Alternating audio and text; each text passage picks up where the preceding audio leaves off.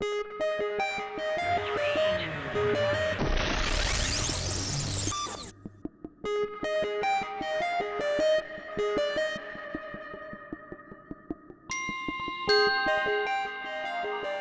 here now with Mr. Olympia, 2014 Mr. Olympia contestant Arya Saffaie. He is about a week out from the show. And how you feeling? I'm feeling good, ready as I could be. So 6 more days and I'll be on the big stage. Big stage. So we wanted to ask some questions about your diet. For some of the viewers out there who may be interested in what you did for your prep, how much protein do you eat on a daily basis, would you say? Well, for me, my body weight's pretty light, but I still go, I'd say anywhere from 250 to 275, 275 grams per day. On average, probably closer to 250 grams per day. Wow. And can you elaborate just a little on the types of protein you feel are most important when you're trying to gain lean muscle? Well, definitely, I have a lot of egg whites. That's one important aspect. The main proteins I have is basically egg whites, turkey, chicken, and occasionally I'll throw in a steak as well. And that's aside from my protein powder. I use ISO 100. I know it's a good protein, breaks down very fast in your system, which is important. But I'd say my main egg white source of protein is from egg whites. Oh, sounds good. So what type of diet are you doing during the off season, and also how does that change when you're getting ready for the show? Well, I mean, obviously I'm going to up the calories in the off season. You want to try to take advantage of that time period to put some more size on. I don't like to do what a lot of people say is like a whole bulking stage where they can kind of eat whatever they like and just kind of add on an bunch of unnecessary fat. I like to just basically kind of do the same exact thing I would do during the in-season, but just more of those same type of foods, which is a clean bulk. I'll up my fats, I'll up my carbs, protein just by a little bit, but not too much of different variety of foods unless I'm having like a cheat meal, which is more acceptable during the off-season time. But as far as the general diet, it's very similar to the same as when I'm on season, but just more of those same foods, particularly on the carbs and fat section. So what would you suggest for anyone looking to get shredded as far as how many carbs they would take in on a daily basis? Well, everybody's body's different, so the first thing is just kind of finding out how your body responds to different foods. Personally, I mean, I know that a lot of people feel that carbs is the enemy in a lot of senses, and in some cases it could be something that hinders weight loss. However, if you get your metabolism going the right way, you're doing the proper exercises in the gym where you're really breaking your muscle down, carbs are going to be your friend. So for me, throughout my prep, I don't really have any low carb days. It's maybe some are higher, but none are really that low. I keep it around 180, 200 grams for my body weight. That's still a pretty decent amount. I don't really drop as low as a lot of people do. It's just the main thing when it comes to carbs, from my experience, is the type of carbs you're taking in. Oatmeals, yams, brown rice, those are my staples. Those are things that I really stick with in my diet all the time. And as long as you're getting the clean foods in, it's not really going to hinder your weight loss in regards to carbs. Oh, good stuff. So what type of supplementation do you suggest for any of the aspiring physique competitor or anyone just looking in general to get in shape? Well, the staples that I go to, obviously protein. Everyone knows we want to take protein. BCAAs are extremely important as well. The recovery aspect, making sure you're really taking care of those muscles. Glutamine, creatine, and L-carnitine. Those are some important ones for me. L-carnitine I take on an empty stomach before I do any kind of cardio to kind of help the fat loss process there. BCAA, glutamine, those are definitely helping in the aspect of recovery. When you put your muscles through that much stress, it's really going to hinder you. Your body's going to want to crave these things. So when you feed it that, it helps the recovery aspect. Creatine is something that helps you put on more muscle. It's one of the most proven supplements that really can give you muscle building benefits. And the more muscle you have, not only does obviously it look better, but you're going to be able to get your metabolism a little bit higher because it's burn more fat as you go, burn more calories off. Oh, And obviously protein, the main staple that everyone knows about, that's a must to make sure that you're rebuilding the muscle you're breaking down in the gym. good stuff. Good information there.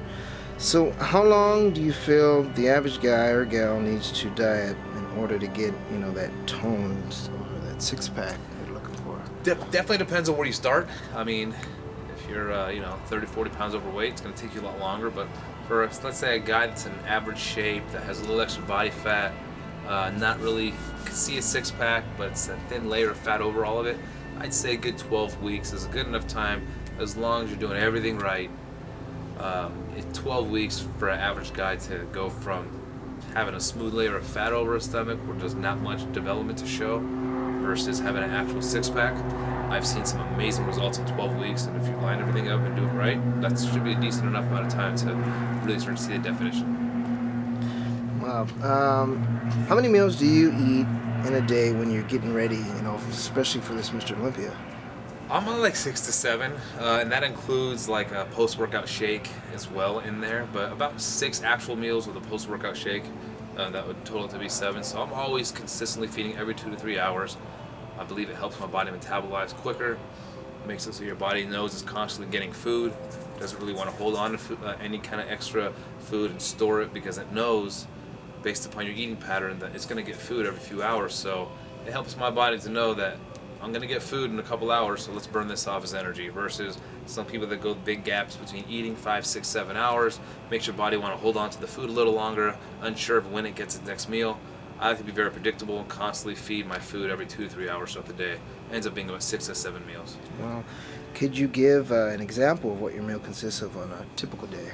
Yeah, for me, honestly, a lot of people I know that want to get creative have a huge variety, and I have a decent variety, but to be honest, when I'm doing the strictest part of my prep, the food is almost always pretty much the same. I have egg whites, I have oatmeal, I have brown rice, I have chicken, ground turkey, yams, peanut butter, which is probably the favorite part of my day, peanut butter, spinach, green beans, broccoli, and honestly, that's about 80 to 90% of the food I eat, just over and over and over again, switching up for certain meals. But it's those are pretty much the 7 to 8 foods I eat constantly throughout my prep.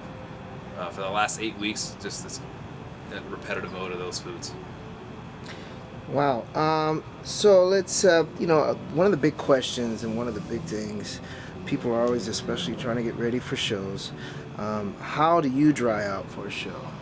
That's something that I've had so much trial and error with. And, but, for the people that don't know, maybe the people who don't compete, explain drying out, what it means. So drying out is basically trying to get rid of the water to really get that crisp look in your body. Now, when I say get rid of that water, do I mean stop drinking water? No, because you still want to make sure your muscles are filled, and your muscles are 70% made of water. So if you get all the water out to a full dehydration mode, maybe you'll look dry as far as in other areas, but you're also not going to have any kind of pop in your muscles, and you're trying to get a pump before you go on stage. It's not going to really pop out for you because it needs that water to really give you that pop. So the goal when you're drying out is to get rid of all the water that's underneath the skin, but leave as much as possible within the muscle. So when you start doing your little pump workouts before you go on stage, you're able to get that dry look and look crisp and not have any kind of water weight above your skin, under your skin, but also have enough to fill you out in your chest and your muscles area that you want to look good. So for me, I like to do a small water load about 7 to 10 days before my show. I'll start drinking extra amount of water. What that does, it gets my body to try to release more water. Your body gets in a mode where it really wants to get rid of water, get rid of water, get rid of water. I'm doing that for about 7, 8 days, and shows are usually on Saturday. So about Wednesday, I go from about 2.5 gallons, I'll cut it down to about 2 gallons, 1.75 gallons. Thursday, now I'm going down to 1.25 to 1 gallon.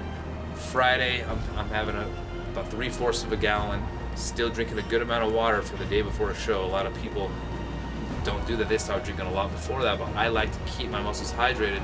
And the thing is, even though I'm drinking 3/4 of a gallon the day before a show, my body's still used to getting so many gallons of water in. It's still getting rid of more than it normally would because it's on the mode of when I was drinking 3 gallons to get rid of water, So although I'm having 3/4 of a gallon, a lot more than some people think they should be drinking to be drying out the day before a show, it's enough to give my body the water it needs to fill out, but I'm still on the process of releasing water from the upload I did several days before that. And then the day of a show, I'll have, with my first 2 meals, about 8 ounces with my meals, because the carbohydrates, you want to get them to flood inside your muscles. It needs water to do that. So if you don't drink water the day of your show, when you try to eat those carbs and try to carb up to get that pump everyone talks about, it's not going to have any delivery pattern for it because there's no water to deliver the carbs to your muscle. So you eat all the carbs you want, you're not going to get filled out. When you drink at least 8 ounces of water with those carbs the first couple meals, it's going to help deliver it and drive it to your muscles where you want them to be. At the same time, it's not going to be anywhere underneath the skin. So when you hit stage, you're going to have that dry look, but still be full enough. That's the key, to be dry and full. And that's what I usually do, and it so far worked really well for me.